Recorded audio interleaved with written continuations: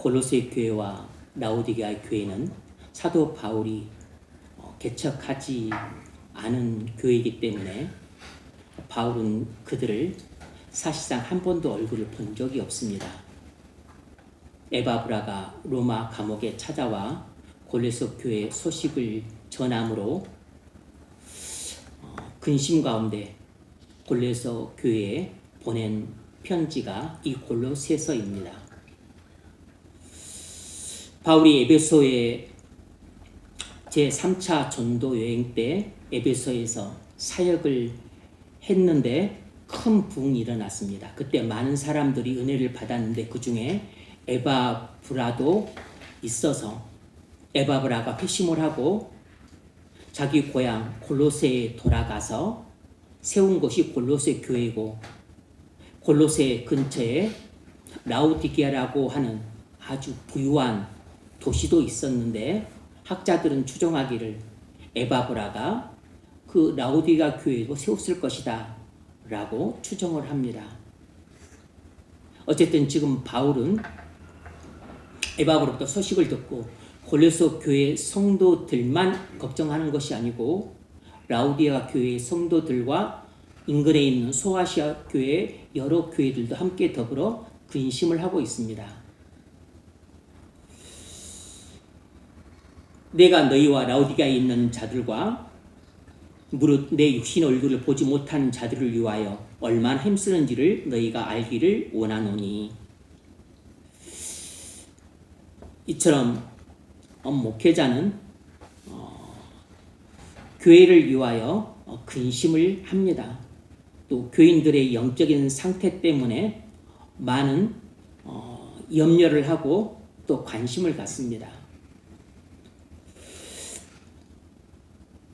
그것은 선한 목자 되신 주님이 주님의 몸된 교회에 항상 관심을 갖고 몸의 지체인 양떼인 우리들의 영적인 상태를 보시고 늘 염려하시는 것과 똑같은 이치입니다. 바울이 골로새 교회와 라오디게아 교회와 다른 교회들을 위해 애쓰는 목적이 무엇이겠습니까? 그들이 위안받고 연합하고 그리고 또 진리를 이해하고 그리고 하나님의 비밀을 깨닫게 하기 위해서였습니다.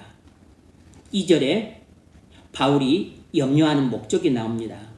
이는 그들로 마음의 유안을 받고 사랑 안에서 연합하여 확실한 이의 모든 풍성함과 하나님의 비밀인 그리스도를 깨닫게 하려 함이니.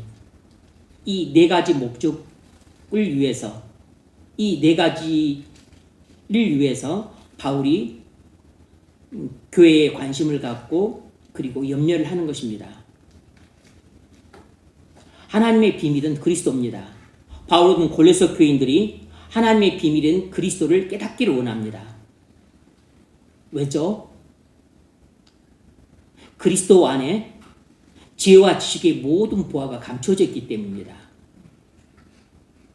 바울이 골로새 교회 성도들과 라오디게아 교회와 다른 교회 성도들이 하나님의 비밀인 그리스도를 깨닫기를 원했던 것은 바로 그리스도 안에 보화와 같은 모든 지혜와 지식이 감춰져 있었기 때문입니다.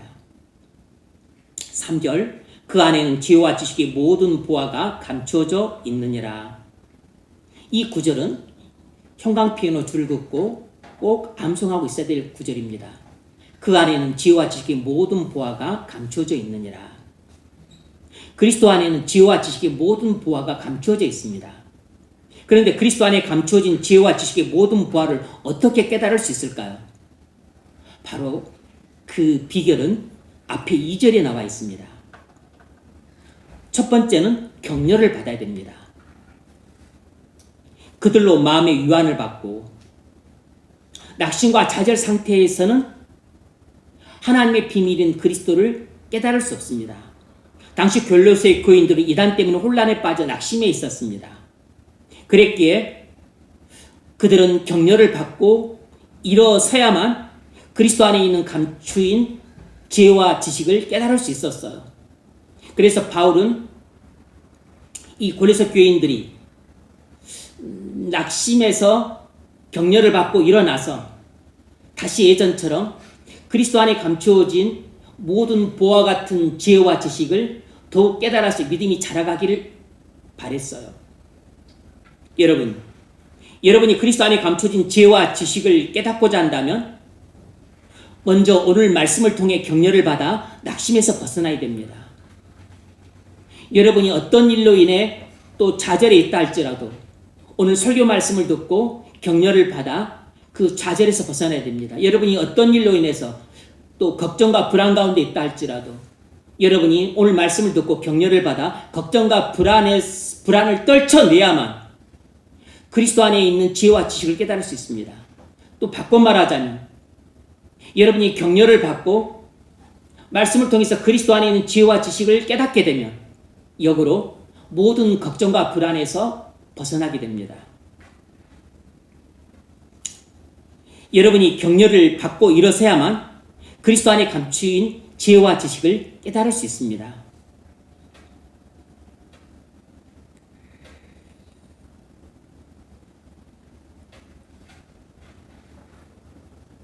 어떻게 그리스도 안에 있는 감춰진 지혜와 지식을 깨달을 수 있을까요?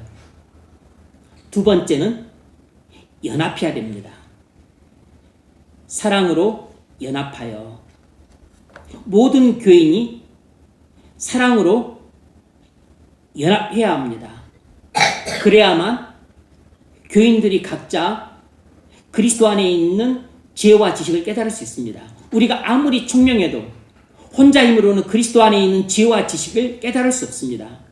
우리가 하나님의 비밀을 깨닫는 방법은 우리가 연합해서 하나가 되는 것입니다.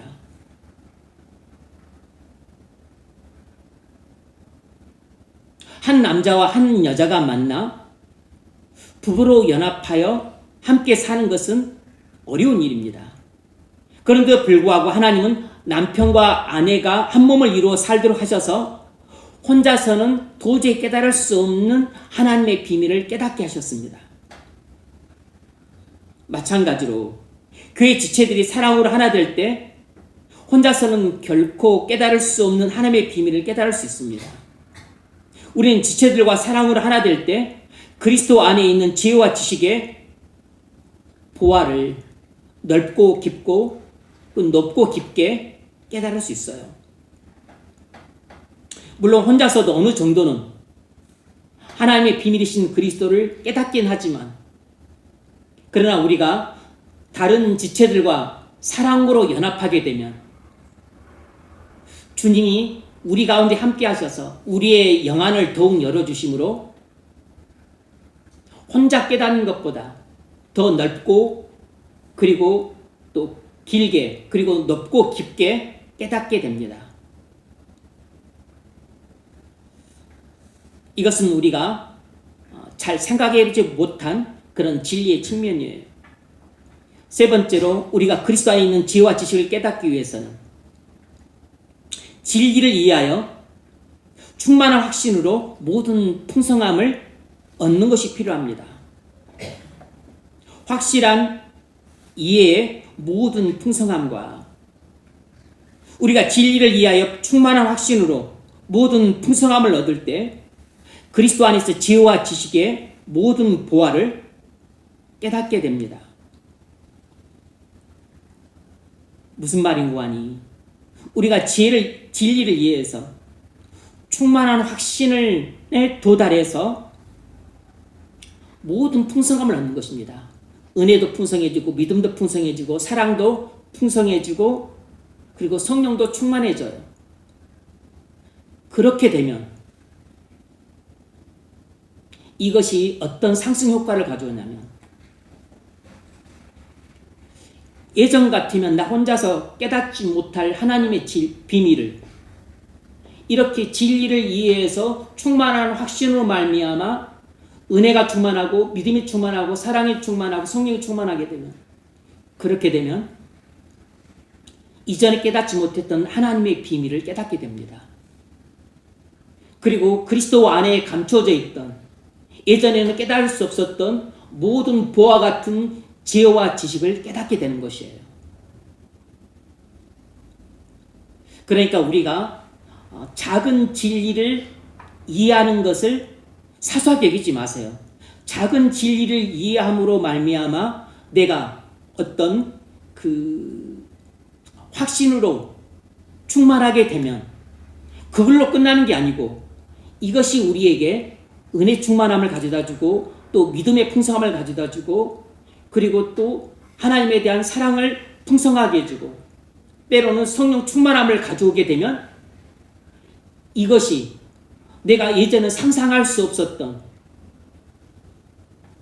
그런 그리스도 안에 있는 이 심오한 지혜를 깨닫게 해주고 그리스도 안에 감춰져 있는 이 보석 같은 지식을 깨닫게 해주는 것입니다. 그런데 그 출발은 내가 아주 사소하게 여길 수 있는 작은 진리를 깨닫는 데부터 시작한 것이에요. 그러므로 여러분이 설교를 들을 때든 묵상을 할 때든 책을 읽었을 때든 작은 진리를 깨닫는 것을 하찮게 여기지 마세요. 여기서 출발을 해서 큰 놀라운 비밀을 깨닫게 되는데 이것은 마치 뭐와 같냐면 높은 산에서 그래서 나무 줄기 같은 곳에서 그냥 아주 그 졸졸 흐르는 떨어지는 물 한두 방울 이것들이 좀 밑에 가면은 이것이 살짝 아주 개천도 아니고 그냥 살짝 쫄쫄 흐르는데 나중에 가게 되면 그게 이제 조금 더 물줄기가 조금 더 넓어지고 나중에 좀 더 내려가면 이제 그게 약간 실개천이 되고 좀 내려가면 그게 이제 계곡물이 되고 나중에 그게 가면 강물이 되고 그게 나중에 가면 바다가 되는 것입니다. 이치가 그런 것이에요. 그러므로 여러분이 오늘 나는 별로 깨달은 것도 없어. 받은 은혜도 없어. 이렇게 생각하지 마십시오. 아주 평범해 보이는 진리를 깨닫는 것으로부터 시작을 해서 여러분이 확신으로 충만하게 되면 그럼 반드시 여러분에게 놀라운 효과를 가져다 줍니다. 모든 풍성함을 얻게 해줘요. 은혜로 풍성케 하든 사랑으로 풍성케 하든 아니면 성령으로 풍성케 하든 아니면 믿음으로 풍성케 하든 해줍니다. 그러면 그것이 그동안 베일에 가져 있던 그리스도 안에 감춰졌던 보화와 같은 지혜와 지식을 깨닫게 됩니다. 왜냐하면 커튼을 열어주니까.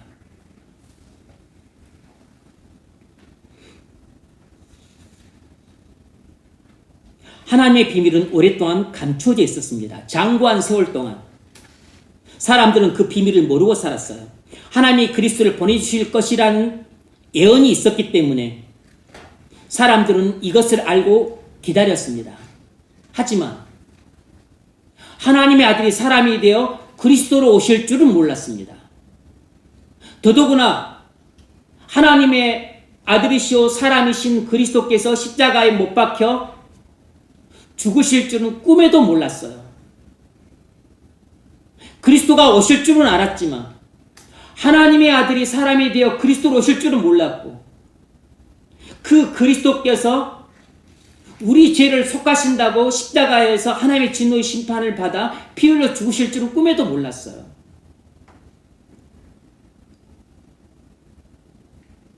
예수님이 그리스도라는 소식이 사람들 귀에는 이미 들렸겠지만 믿지 않으므로 그들에게는 아직까지도 풀려지지 않는 수수께끼로 세상 사람들 대부분에게 남아있습니다. 그래서 아직까지도 유대인들은 예수님이 그리스도라는 사실을 믿지를 않아요. 세상의 거의 대부분의 사람들도 예수님이 세상의 구주래 이런 소식은 최소한 한두 번은 들어봤을 겁니다. 그럼에도 불구하고 그들이 믿지 않으므로 그들에게는 여전히 풀려지지 않는 미스테리, 수수께끼로 남아있는 것이에요. 그런데 예수 그리스도를 믿은 그리스도인인 우리는 하나님의 비밀이 그리스도라는 것을 깨달은 사람이에요. 우리는 하나님이 그동안 수수께끼로 감춰졌던 그 수수께끼를 푼 사람들이라고. 그런데 지금도 이 땅에 살고 있는 수많은 사람들은 하나님의 감춰놓은 수수께끼를 아직까지도 못 풀고 있습니다. 구약 성경을 갖고 있는 유대인들도 아직까지 못 풀고 있고, 이 땅에 살고 있는 그 70억이 넘는 인구들 거의 대부분이, 일부를 제외하고는 아직까지도 하나님의 수수께끼를 못 풀고 있어요.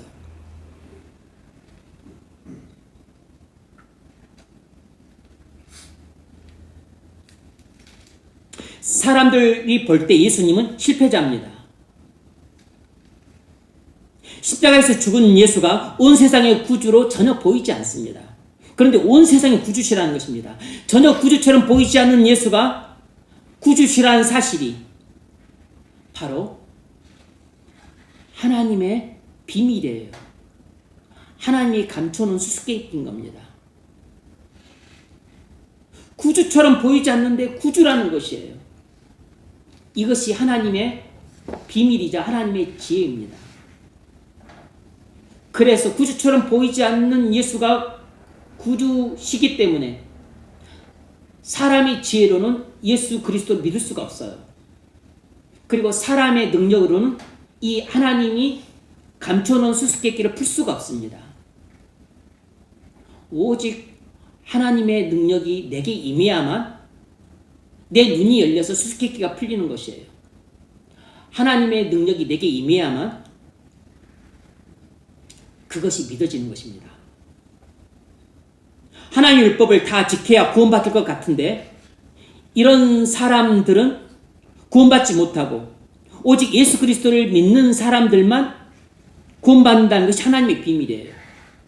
사람들은 착하게 살아야 천국 간다고 생각하는데 정작 이런 생각을 가진 사람들은 지옥 가고 오직 예수 그리스도를 믿은 사람들만 천국 간다는 것이 하나님의 비밀입니다. 선업을 많이 쌓아야 악업을 덮고 평생 속지 않은 마음으로 불공을 드려야만 죄를 용서받는다고 생각하는데 이렇게 생각하는 사람들은 죄를 용서받기는커녕 오히려 죄를 더 쌓게 되고 오직 예수 그리스도를 믿음으로 죄사함 받고 의롭다함을 받는다는 사실이 하나님의 비밀인 것입니다. 우리가 그리스도를 믿어 연합되는 순간 그리스도께서 우리 안에 들어오셔서 우리가 완전히 새로운 피조물이 되어서 평생 그리스도의 인도 가운데 산다는 사실이 하나님이 감추어놓은 수수께끼입니다. 이 수수께끼를 푸는 사람은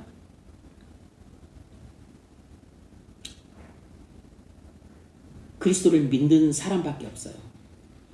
이처럼 하나님의 비밀은 전부 그리스도입니다. 하나님이 감춰놓은 모든 비밀은 전부 그리스도 안에 들어있습니다.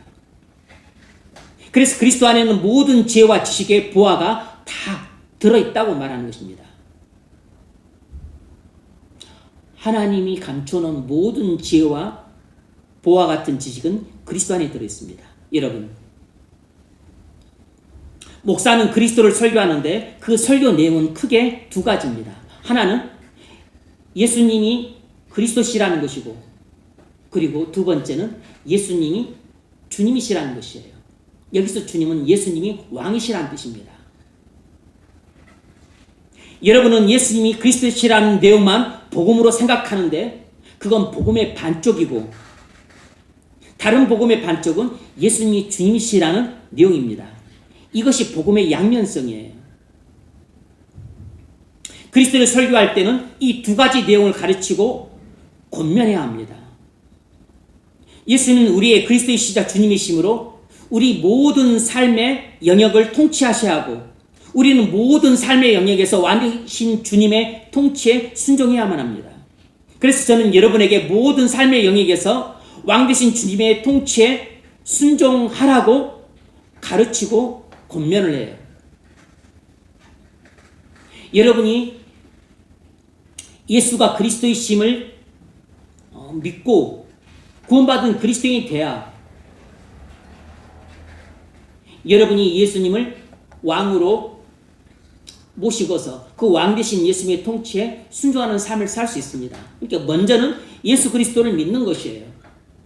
믿은 후에는 예수님이 나의 구주이시자 나의 왕이심으로 이 땅을 살아갈 때 저 천상에 당도한 날까지 왕이신 예수님은 나의 인생길에서 나를 인도하시고 보호하시고 그리고 천상까지 가는 모든 영육간에 필요한 것들을 공급해 주실 것이라는 것을 믿고 그분의 통치에 전적으로 순종하는 삶을 사는 것입니다.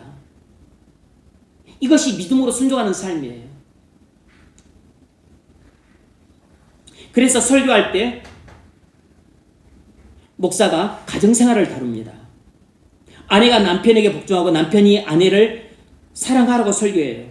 자식은 부모에게 주 안에서 복종하고 부모는 자식을 주의 교양과 훈계로 양육하라고 설교합니다. 직장 생활도 다뤄요. 종이 주인을 어떻게 대해야 될지 주인이 종을 어떻게 대해야 될지 다룹니다. 여러분의 경제 생활도 다뤄요.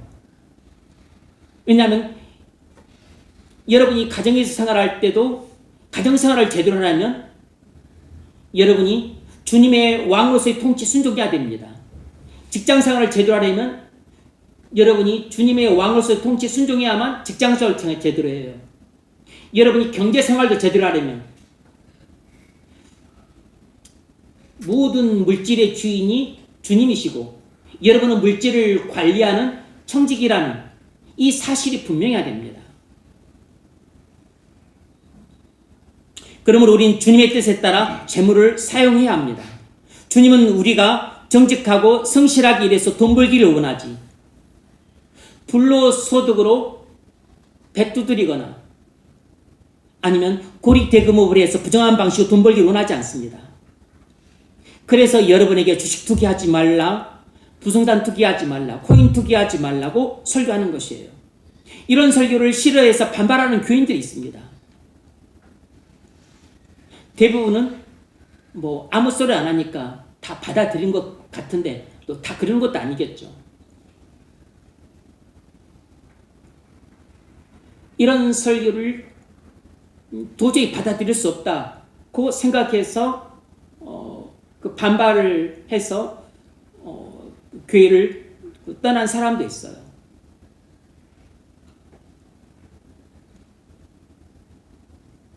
사실 이런 내용에 있어서 세부적인 내용에 있어서는 목사님들마다 또 생각과 견해가 다르긴 합니다.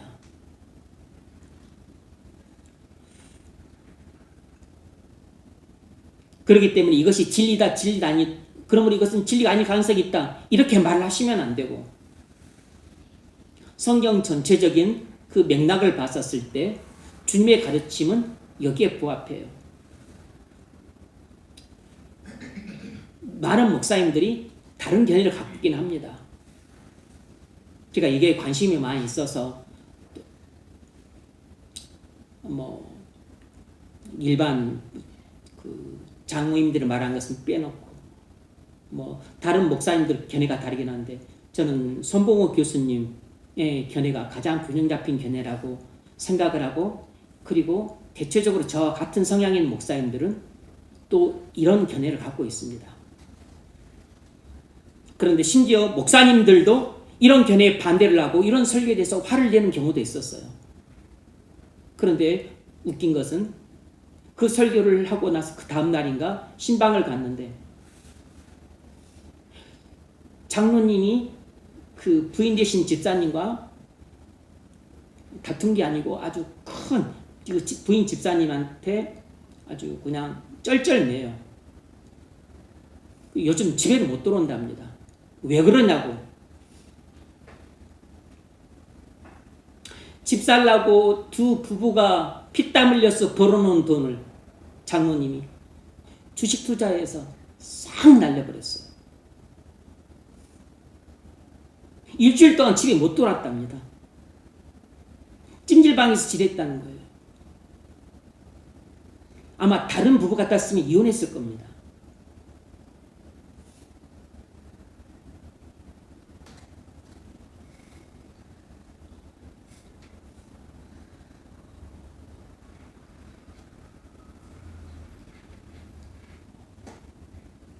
왜 그렇게 불로소득인 주식 투자를 해서 이렇게 돈 벌기를 원합니까? 근본은 탐심입니다. 목사는 자녀교육 문제도 다룹니다. 세상 유행을 쫓아 자녀를 교육시키는 것이 세상 흐름을 따라가는 지혜로운 부모가 아니라 그건 그리스도인 안에 있는 보와 같은 지혜를 전혀 모르는 어리석은 부모가 저지르는 우둔한 처사로서 자녀를 망치는 지름길이라고 설교를 하는 것이에요. 그래서 영어 유치원, 우리나라 말도 제대로 못하는데 영어 일찍 시켜서 영어 잘하게 만든다고 영어 유치원 보내고, 또 학원 보내서 선행학습 시키고, 또 얘들 나중에 또 출세시킨다고 또 조교학 보내고 어학연수 보내고, 이것이 소탐대시라는 자녀 교육의 전형적인 실패의 사례라는 것을 가르쳐야 되고, 그렇게 하지 않도록 권면을 해줘야 돼요. 경고하고 각성시키고, 그리고 바른 길로 지도를 해줘야 될 책임과 의무가 있는 것이에요. 자녀들은 장래인 성령이 될 때까지 부모 슬하에서 집중적으로 신앙 양육을 받아야 되고, 그리고 세심하게 신앙적이고 인격적인 기도와 돌봄을 받아야 됩니다. 그래서 하나님은 이스라엘 백성 부모에게 자녀들을 신앙적으로 철저히 교육하라고 엄중히 명령하셨어요. 그게 바로 신명기 6장 4절로 이하 말씀이에요. 들어보십시오. 이스라엘아 들으라. 우리 하나님 여호와는 오직 유일한 여호와이시니, 여기서 모든 자녀 교육이 출발해요. 여호와만 유일한 하나님이시라는 것입니다. 너는 마음을 다하고 뜻을 다하고 힘을 다하여 내 하나님 여호와를 사랑하라. 이것이 이 땅에 존재하는 하나님 형상으로 지음받은 모든 사람들이 해야 될 가장 중요한 책임과 의무예요. 이것을 부모와 자녀들에게 가르쳐 줘야 될 가장 중요한 책임이자 의무예요. 그런데 이 중요한 책임을 방기하고 이 의무를 소홀히 한 채 영어 교육에 몰두시키고, 의대 보내겠다고 뭐 또 조기교육 시키고, 또 세상에서 성공시키겠다고 또 조교학 보내고, 그것은 하나님의 말씀을 명백하게 어기는 불순종이고 반항입니다. 하나님이 그런 부모에게 복을 주실 수가 없고 그런 자녀가 잘 될 수가 없는 것입니다. 오늘 내가 내게 명한 이 말씀을 너는 마음에 새기고, 이 말씀을 마음에 새겼더라면 절대로 자식을 부모가 그렇게 양육할 수가 없어요. 내 자녀에게 부지런히 가르치며 집에 앉았을 때든지 길을 갈 때든지 누웠을 때든지 일어날 때든지 이 말씀을 강론할 것이며, 뭐라 그랬습니까? 부모와 자녀를 어떻게 신앙 교육을 시키라 그랬습니까? 내 자녀에게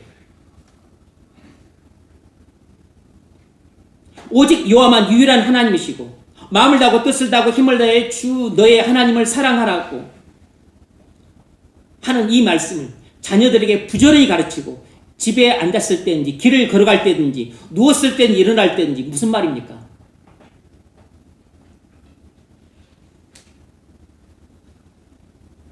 언제나 어디서나, 그리고 가장 중요하게 그리고 집중적으로 가르치라는 것이에요.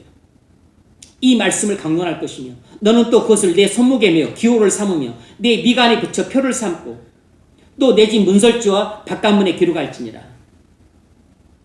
자기 자신을 위해서뿐만 아니고, 그리고 자녀들과 손주들과 모든 집안 사람들을 위해 그렇게 하라는 것이에요. 왜 이렇게 해야 됩니까? 이렇게 할 때 자녀들이 여호와를 경외하게 되기 때문입니다. 왜 여호와를 경외하는 게 중요합니까? 잠언 9장 10절 말씀처럼 여호와를 경외하는 것이 지혜의 근본이요 거룩하신 자를 아는 것이 명철이기 때문입니다. 여호와를 경외하는 것이 모든 지혜를 얻을 수 있는 근본 토대를 닦는 것이고, 거룩하신 자 여호와를 아는 것이 이 세상에서 가장 총명한 것이기 때문에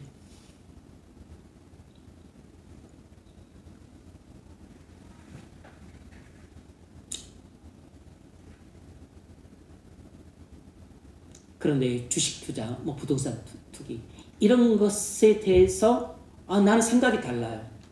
나는 그런 말씀 못 받겠습니다.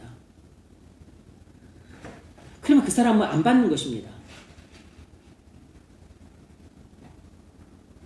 본인은 그 가르침이 잘못됐다 생각해서 안 받겠지만 그러나 그것은 진리예요. 하나님이 불로소득을 기뻐하지 않으시고 부정한 방식으로 돈 버는 것을 하나님께서는 그것을 죄악으로 간주하십니다. 본인이 안 받아도 진리는 변함없이 진리인 겁니다. 악은 변함없이 악이에요. 본인만 신앙이 왜곡되는 거죠. 목사는 설교할 때 정치 영역도 다릅니다. 주님은 우리 정치 행위에 대해서도 왕으로 통치하세요. 여러분 마음대로 정치 행위 할 수 있는 게 아닙니다. 나는 이 당이 좋으니까 이 당 찍고 나는 저 당이 좋으니까 저 당 찍고 여러분 마음대로 하려 치면은 여러분은 예수를 버려야 돼요. 교회를 떠나가야 됩니다. 여러분이 이 땅을 살면서 마음대로 할 수 있는 것은 아무것도 없어요. 왜냐하면 여러분이 예수를 구주로 영접했다면 예수님은 여러분의 왕이기도 하시기 때문입니다. 예수님이 여러분의 왕이라면 여러분은 왕 되신 예수님의 노예예요. 그러므로 여러분은 반드시 예수님의 왕 되신 통치에 순종해야만 하는 책임과 의무가 있습니다. 여러분 마음대로 할 수 있는 게 아무것도 없어요. 우리는 주님의 통치에 신앙 양심을 따라 우리 정치 행위에 대해서도 순종을 해야 됩니다. 정교 분리는 성경 교훈이고 헌법 조항이므로 목사와 교회는 정치에 일체 개입해서는 안 돼요. 특정 정당을 지지하거나 반대하라고 말해서는 안 됩니다. 다만 어떤 정치 노선이 성경의 가르침에 어긋나는지 가르쳐야 될 책임이 있습니다. 그러므로 그 정치 노선이 성경 가르침에 비춰봤을 때 선인지 악인지 가르쳐줘야 되는 겁니다.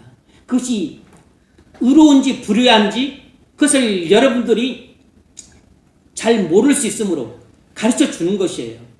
이것이 선이기 때문에 이걸 택하고 이것이 악이니까 악을 버리고 이것이 의로우니까 이 의를 택하고 이것이 불의하니까 불의를 택하지 말라고 여러분을 가르치고 권면하는 것입니다. 설교는 가르침과 권면이에요. 근데 여러분들이 그것이 듣기 싫다고 귀를 막고 안 들으면 뭐 얼마든지 그렇습니다. 가르침 거절하고 권면 거절할 수 있습니다. 그러나 여러분의 정치 행위는 왕 되신 주님의 통치에 순종하는 행위가 될 수 없어요. 여러분이 신앙 양심을 따라 한다고 하더라도 그 신앙 양심 자체가 이미 굽어졌기 때문에 그건 잘못된 정치 행위가 되고 그리고 왕 되신 주님의 통치에 불순종하는 정치 행위가 되는 것입니다. 어떤 행위들이 선하고 악인지 분별하고 선을 선하다고 말하고 악을 악하다고 가르쳐서 여러분이 주님의 통치에 바른 신앙 양심을 따라 정치 행위를 올바르게 하도록 가르치고 권면해야 될 책임과 의무가 목회자에게 있어요. 저는 목사가 교회에서 정치에 대해서 말해서는 안 된다는 말이 절반은 맞고 절반은 좀 틀리다고 할 수 있습니다. 본인의 정치적인 성향을 드러내고 그 성향에 따라서 편파적으로 말을 한다면 그건 잘못됐죠. 그러나 여러분이 정치 행위를 성경에 비추어서 선과 악을 가르치고 의와 불의를 가르치고 왕 되신 주님의 통치에 따라서 정치 행위를 하도록 지도하는 것은 목사가 해야 될 책임이자 의무예요. 만약 여러분이 어떤 영역의 가르침과 권면은 듣는데 특정 영역의 가르침과 권면을 귀를 막는다면 나는 정치에 대해서는 듣기 싫어. 나는 그렇게 또 경제 부분에 대해서 돈을 쓰는 것에 대해서 말을 듣기 싫어. 그렇게 틀을 막는다면 주님의 왕으로서의 통치에 특정 영역에서는 불순종하는 결과를 낳게 됩니다. 그 결과 여러분은 그리스도 안에 있는 지혜와 지식의 보화를 그 영역에서는 얻지 못하게 돼요. 그럼 결국 여러분은 균형 잡히지 못한 신앙이 되고 맙니다. 점점 한쪽으로 기울어지는 신앙이 돼요.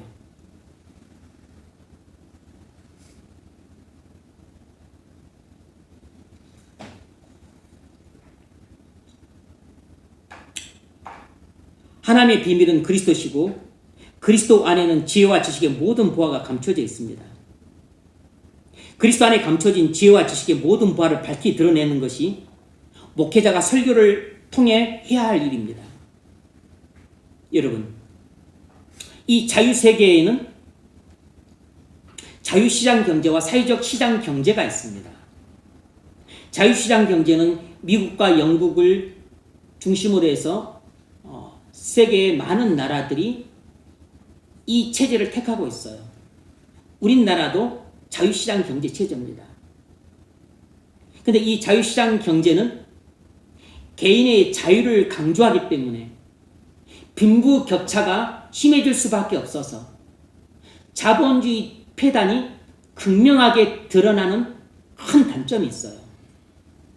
반면에 사회적인 시장 경제는 개인의 자유도 강조를 하지만 그보다는 상대적으로 사회적인 평등을 더 강조하기 때문에 빈부격차가 상대적으로 좀 완화되고, 그래서 자본주의 폐단을 많이 보완할 수 있습니다. 어떤 경제체제가 하나님 나라 경제의 윤리에 상대적으로 더 부합한 경제체제이겠습니까? 그건 보나마나 사회적인 자유경제 시스템이에요. 왜 그럴까요? 그건 성경에 나와 있기 때문입니다. 하나님이 광야에서 이스라엘 백성에게 만나를 주실 때 하셨던 말씀 속에 하나님 나라의 경제 윤리가 내포되어 있습니다. 출애굽기 16장 8절에 광야에서 만나를 거둘 때 하나님은 건강한 사람들에게 장막에 누워있는 노약자들과 또 병자들 또 갓난애기들 임산부 이런 사람들을 위해서도 건강한 사람들이 그들 목까지 1인당 5멜씩 거두라고 말씀하셨어요. 그래서 자기 목도 5멜, 그리고 나이든 노인도 5멜, 또 환자도 5멜 이렇게 나눠주는 것입니다. 5멜로 되어본즉 많이 거둔 자도 남음이 없고 적게 거둔 자도 부족함이 없이 각 사람은 먹을 만큼만 거두었더라. 이 평범해 보이는 것이 이 구약에서 드러나는 하나님 나라의 경제 윤리예요. 많이 거둔 자도 남지 않고 적게 거둔 자도 모자람이 없었다.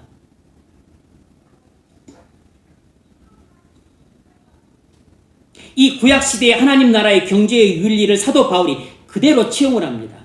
그래서 이 고린도 후서 8장을 보면 바울이 마게도냐 교회의 성도들이 환난과 핍박과 가난 가운데서도 힘에 진하게 연보를 한 것에 대해서 눈물로 감사를 합니다.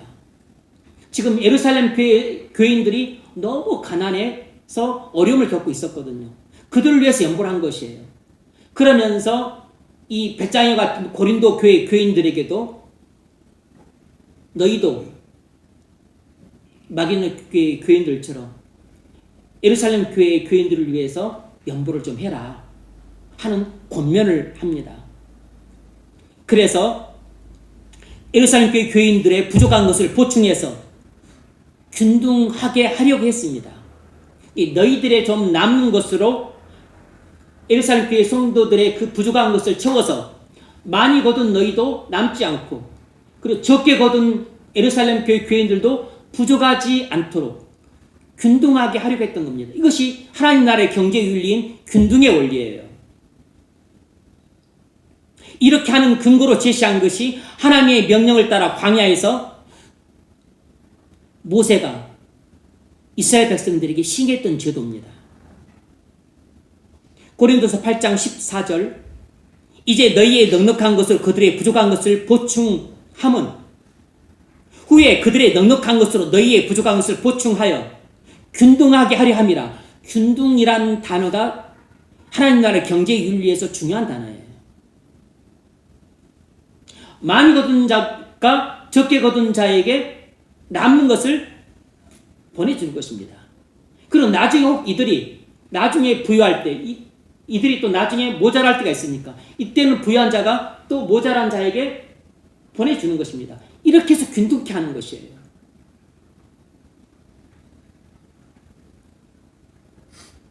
기록된 것 같이 바울이 이렇게 권면하는 그 근거로 제시한 것이 출애굽기 16장 18절 말씀입니다.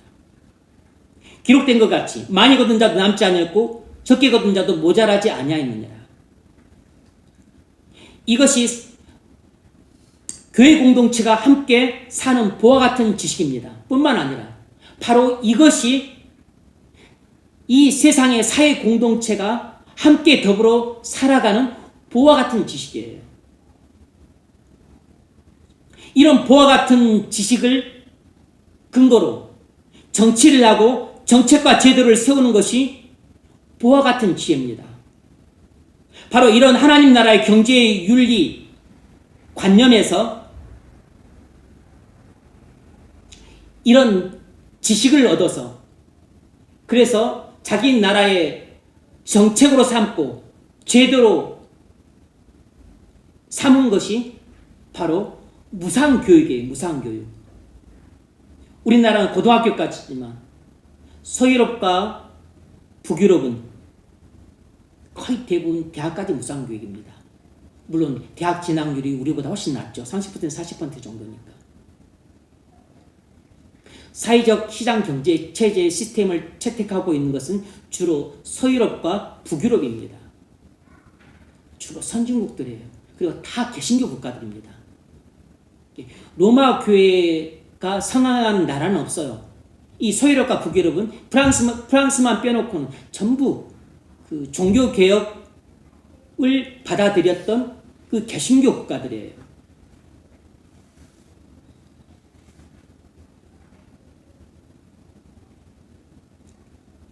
그래서 이런 하나님 나라의 경제의 윤리 관념을 받아들여서 나온 것들이 무상교육이고 무상의료입니다.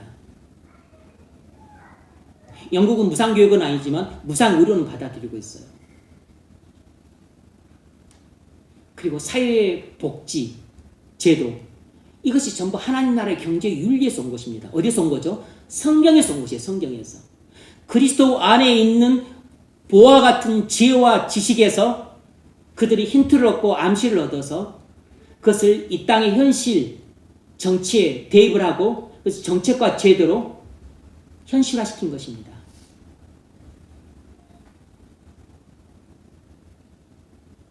단순히 모든 지혜와 지식의 보화가 그리스도 안에 있다는 것을 이론과 관념으로만 아는 것은 아무런 도움이 안 됩니다. 그리스도 안에 있는 지혜와 지식의 모든 보화를 깨닫고 우리 모든 삶의 영역에 적용해야 실질적인 도움이 되죠. 그러기 위해서 목회자가 그리스도 안에 있는 보화 같은 지혜와 지식을 여러분에게 구체적으로 가르치고 그리고 현실적으로 적용시켜서 그래서 여러분들에게 세세하게 권면을 하는 것입니다. 가정생활은 이렇게, 자녀교육은 이렇게, 직장생활은 이렇게, 교회생활은 이렇게, 부부관계는 이렇게, 경제활동은 이렇게, 거주 지정할 때는 이렇게, 직장을 정할 때 이렇게, 배우자를 선택할 때 이렇게, 결혼과는 이런 것, 그리고 정치는 이렇게, 정치 행위를 할 때는 이렇게, 정당을 선택하거나 투표할 때는 이렇게 하라고 먼저 가르치고 그 가르침의 근거에서 여러분에게 권면을 하는 것이에요. 진리에 대한 분별력을 가져야 바르게 믿고 잘할 수 있습니다. 만일 여러분이 진리 안에 혼재된 여러분의 잘못된 고정관념과 선입관과 아리집을 버리지 않고 계속 고수하면서 신앙생활을 하면 나이를 먹을수록 점점 더 심하게 뒤틀리고 휘어진 소나무처럼 경적인 신앙이 됩니다. 그러면 나중에는 고쳤을 수 없는 신앙의 꼴통이 되어서 교회 하나됨을 깨뜨리는 골칫덩어리로 전락하게 됩니다. 아가서에 나오는 포도를 허는 여우가 바로 이런 사람을 가리키는 것이에요. 그러면 여러분이 그리스도 안에 있는 지혜와 지식의 보화를 깨달아서 믿음이 자라고자 한다면 여러분의 잘못된 고정관념을 강요시키려 하지 말고 과감하게 버리십시오. 그리고 즉시 성경적인 관념을 받아들이세요. 그리스도 안에 있는 보화 같은 지식을 받아들이십시오. 여러분의 잘못된 선입관을 고사를 하지 말고 당장 쓰레기통에 처박으세요. 삶의 모든 영역에 성경적인 새로운 교훈을 지금 즉시 받아들이십시오. 여러분의 아집을 계속 고수하면 세월이 흘수록 여러분도 모르는 사이 뒤틀리는 소나무처럼 기형적인 신앙이 되어 목회자와 교회의 고민거리로 흉하게 바뀌게 됩니다. 저는 목회를 하면서 그리고 교회 생활을 하면서 나이를 먹고 그리고 중직자가 될수록 신앙이 더 아름다워지고 고상해지고 그리고 믿음이 자라는 경우들도 많이 봤지만 정반대로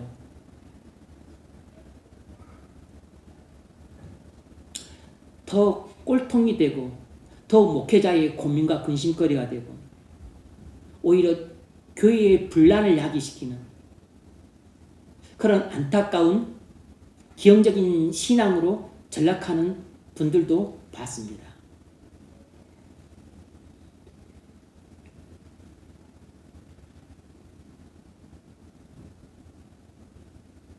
아집을 고수하면 꼴통이 됩니다. 종교개혁 정신은 항상 기억하는 것이에요. 그래서 가장 개혁적인 사람은 매일 회개하는 것입니다. 매일 회개하는 사람이 가장 개혁적인 사람이에요. 매일 죄를 버리고 말씀에 순종하는 사람은 믿음이 자랍니다. 우리가 다 태생적으로 죄인이라 고정관념이 있고 선입관이 있고 그리고 아집이 있어요. 그런데 우리가 매일 회개하는 삶을 통해서 자신의 고정관념을 깨트리고 그리고 선입관을 버리고 그리고 아집에서 벗어날 수 있는 것입니다.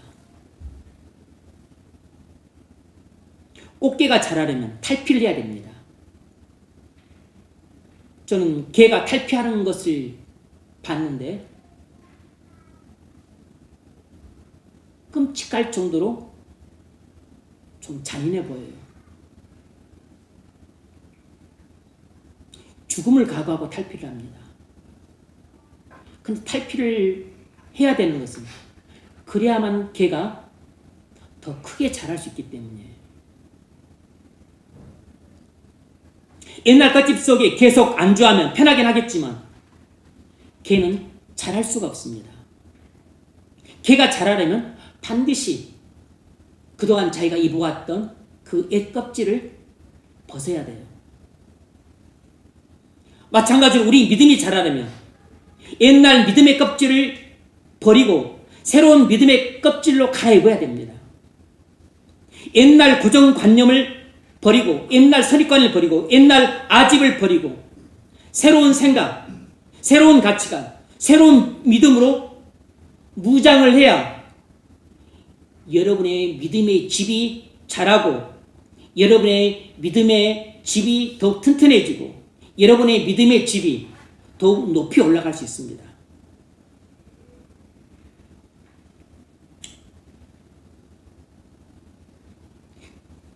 도대체 그리스도인의 삶이란 무엇이겠습니까?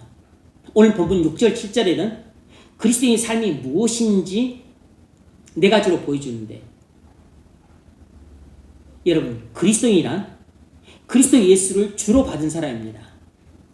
6절 한번 읽어보십시오. 6절 시작.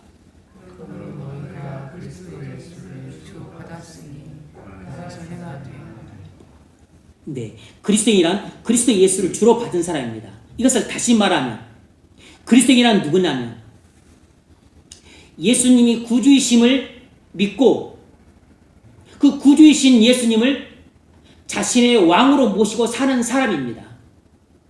이것이 바로 그리스도 예수를 주로 받은 사람이라는 뜻이에요. 여기서 받았다는 말은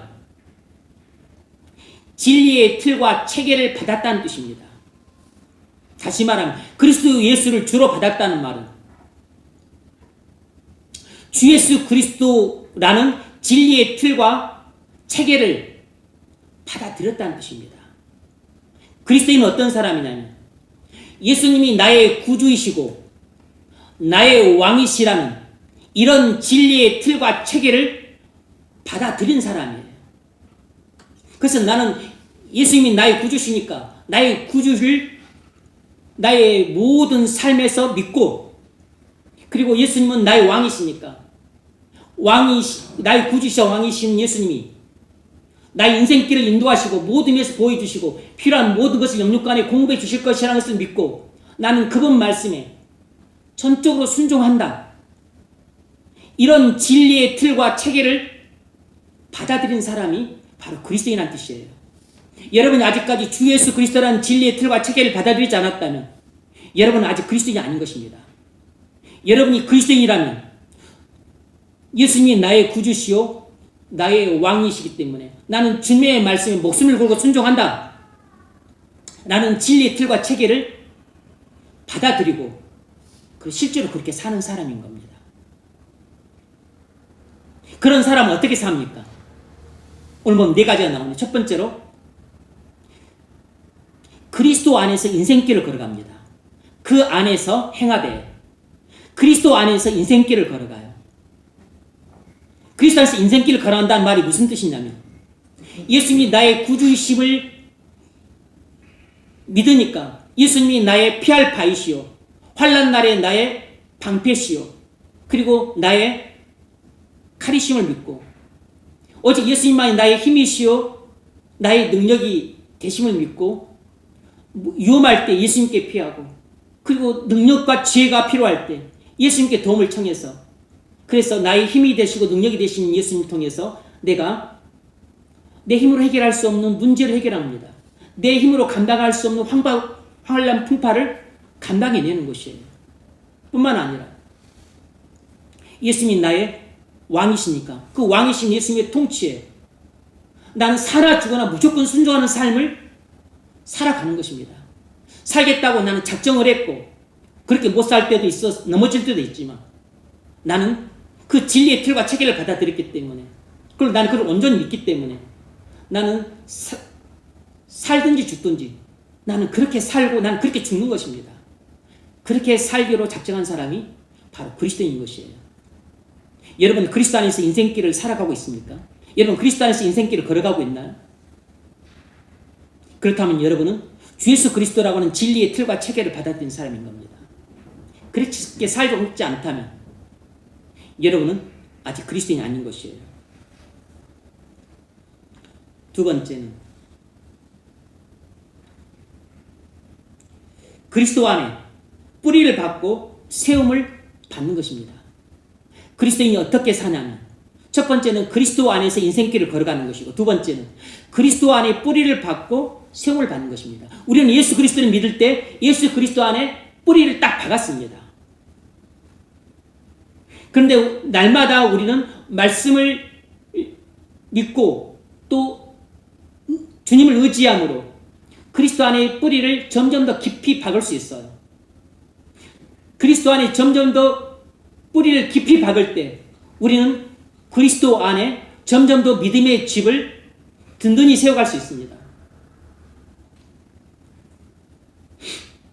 용비어천가에도 이런 구절이 있죠. 뿌리 잎은 나무가 바람이 아니밀세 꽃이 좋고 여름하나니 뿌리 잎은 나무는 바람에 움직이지 아니하므로 꽃이 좋고 열매가 많다 그랬습니다.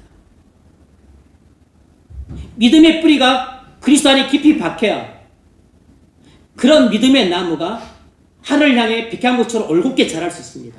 그런 나무가 많은 가지가 있고 많은 열매가 있고 많은 잎사귀가 맺혀서 많은 열매를 거둘 수 있어요.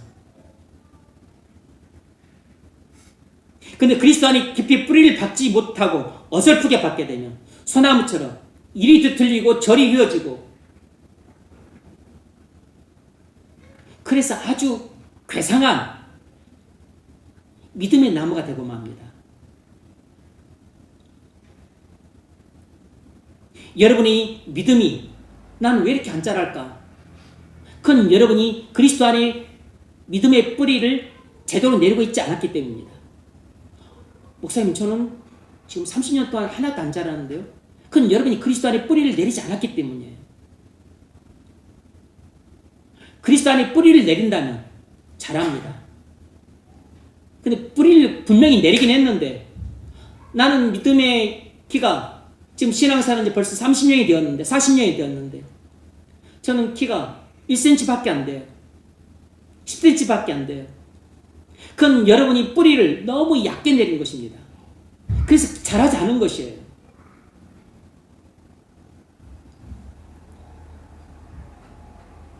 그리스도 안에 뿌리를 깊게 내려야 됩니다. 세 번째는, 그리스도인의 생활 방식 세 번째는 뭐냐면, 교육을 받은 대로, 교훈을 받은 대로 믿음에 굳게 서서입니다. 교훈을 받은 대로 믿음에 굳게 서는 것이에요.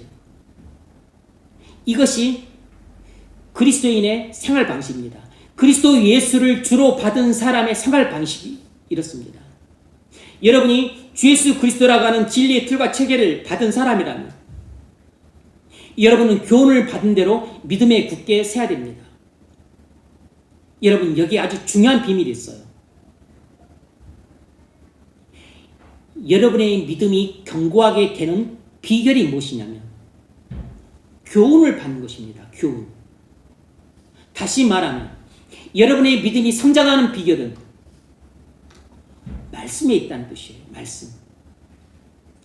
교훈은 말씀으로 받잖아요. 믿음이 견고하게 되는 것은 교훈을 잘 받아들일 때입니다. 여러분이 믿음이 견고하게 서지 않은 것은 교훈을 받았지만 제대로 받아들이지 않았기 때문이에요. 10년 동안 교훈을 받았으면 이제는 서당계 3년이면 풍호를 읊는다고 교훈을 10년 정도 받았으면 이제는 누군가를 가르칠 스승의 정도가 돼야 되는데 스승이 되기는커녕 아직까지 어린아이처럼 젖이나 먹을 정도의 그런 상태에 있다면 여러분은 믿음이 굳건한 사람이 아닙니다. 그 이유는 여러분이 교훈을 제대로 받아들이지 않았기 때문이에요. 믿음이 성장하는 비결은 전적으로 말씀에 있습니다. 여러분이 믿음이 자라려면 말씀을 듣고 교훈을 받아야 돼요. 여러분이 말씀을 듣고 교훈을 받는 가장 보편적인 첫 번째 방법은 설교입니다. 목회자가 하는 설교와 성경 공부를 통해서 여러분이 그것을 통해서 복음과 진리를 깨닫게 될 때 여러분의 믿음이 굳건해집니다. 그러므로 여러분이 교회의 모든 공예배는 만사를 제치고 나오셔야 됩니다. 여러분이 교회 공예배를 혹시라도 우습게 여길까봐 염려가 되는데 교회 공예배를 혹시라도 하찮게 여기는 마음이 있다면 그것은 마귀가 주는 마음입니다. 교회 공예배를 통해서 그리고 설교와 가르침을 통해서 듣는 복음과 진리를 여러분이 깨달을 때 그때 여러분이 믿음이 생기고 그리고 믿음이 자라고 믿음이 굳건해집니다.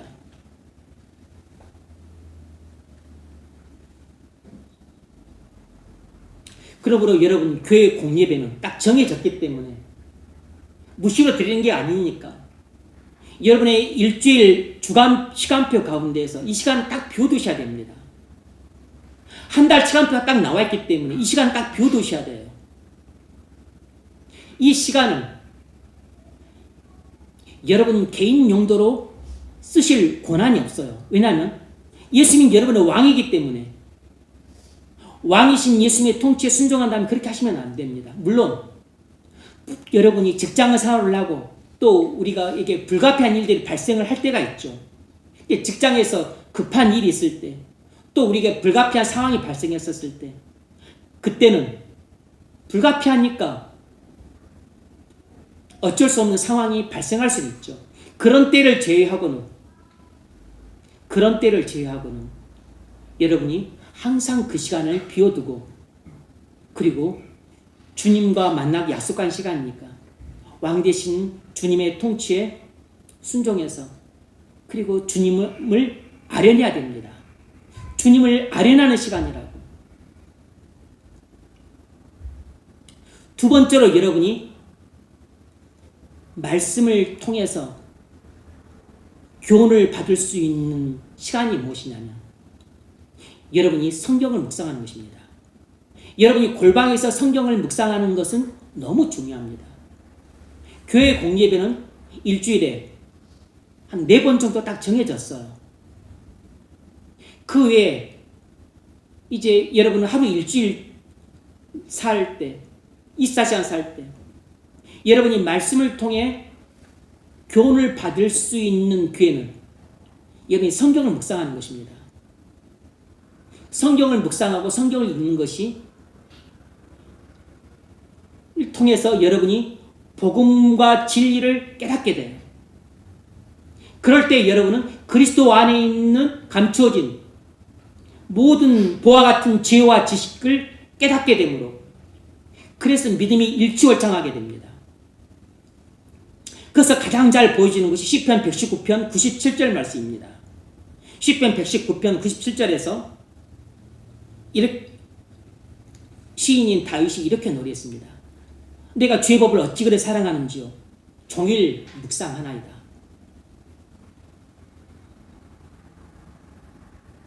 주의 계명이 항상 나와 함께하므로 그것이 나를 원수보다 지혜롭게 하며, 주의 계명이 항상 나와 함께하므로 그것이 나로 원수보다 지혜롭게 하며, 내가 주의 증거를 묵상함으로 나의 명철함이 나의 모든 수승보다 승하며, 내가 주의 증거를 묵상함으로 나의 명철함이 나의 모든 수승보다 승하다 그랬습니다. 이것이 묵상의 유익이에요. 우리가 주의 말씀을 묵상하게 되면 원수보다 지혜롭게 되고 스승보다 총명하게 되고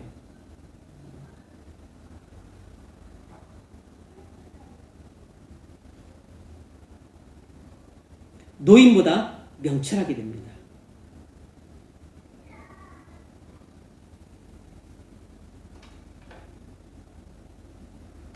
주의 법들을 지킴으로 나의 명철이 노인보다 승하니이다. 하나님 말씀에 순종하는 사람으로 바뀝니다. 주의 법도로 인하여 내가 명철케 되었으므로 모든 거짓된 일 미워하나이다. 묵상을 하게 되면 명철에서 죄를 미워하게 됩니다. 여러분, 죄를 미워하는 마음을 가지고, 그리고 하나님 말씀을 사랑하는 마음을 가진다고 하는 것은 이건 한량없는 은혜예요. 하나님이 죄인에게 베풀어 주신 놀랍고 풍성한 은혜입니다. 내가 갖고 싶다고 해서 가질 수 있는 마음이 아니에요. 돈으로 살 수 없는 마음입니다. 하나님이 말씀을 사랑하는 마음을 주시고 죄를 미워하는 마음을 주셨다. 이것은 여러분에게 최고의 복을 주신 겁니다. 그런데 그 복을 묵상을 통해서 얻게 되는 거예요. 여러분 아직도 하나님 말씀을 사랑하는 마음이 없고 죄를 미워하는 마음이 안 생겼다면 그건 여러분이 말씀을 묵상하지 않았기 때문입니다. 말씀을 꾸준히 일관되게 1년 365일 묵상하는 사람이라면 하나님은 반드시 그 사람에게 하나님 말씀을 사랑하는 마음을 주시고 죄를 미워하는 마음을 주십니다. 그래서 어떤 결과를 얻냐면 주의 말씀 내 발에 등이여 내 길이 빛입니다. 이런 결과가 오는 것이에요. 주의 말씀이 내 발에 등불이 되어서 어둠 속에서 길을 잃지 않게 해주세요. 내 발에 빛이 되어 주셔서 내 길에 주의 말씀 내 발에 등이여 내 길의 빛이 내가 걸어가는 길에 빛이 되어 주세요. 그래서 어긋난 길로 걸어가지 않게 해주시고 지옥길로 빠지지 않게 해주십니다. 음란과 타락의 길로 빠지지 않도록 우리를 보호해 주세요.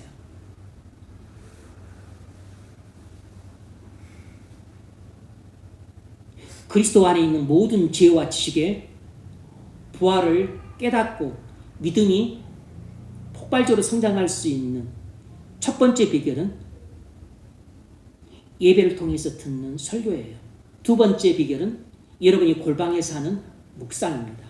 세 번째 비결은 경건서적 읽기였습니다. 훌륭한 경건서적 읽으십시오. 그럼 여러분의 신앙의 인식의 지평이 넓어지게 될 겁니다. 물론 무엇이 좋은 신앙서적인지는 잘 분별해서 읽어야 됩니다. 필요하다면 저한테 여러분 자문을 구하십시오. 아무거나 읽지 마세요. 아무 책이라 읽는 것은 아무 음식이나 먹는 것과 똑같은 것입니다. 나쁜 음식을 먹는 것은 안 먹는 것만 못하고 해롭습니다. 나쁜 책을 읽는 것은 오히려 해로워요. 마지막 네 번째로 그리스도인 삶은 감사하는 것입니다. 감사함을 넘치게 하라. 우리의 믿음이 클수록 감사가 넘칩니다. 우리의 믿음이 작을수록 감사가 없어요. 믿음이 없는 사람일수록 감사가 없고, 믿음이 큰 사람일수록 큰 일뿐만 아니라 작은 일에도, 세세한 일에도, 그 조그만 일에도 늘 감사하는 마음을 품습니다. 감사가 넘쳐요. 감사가 넘치는 사람은 믿음이 큰 사람입니다.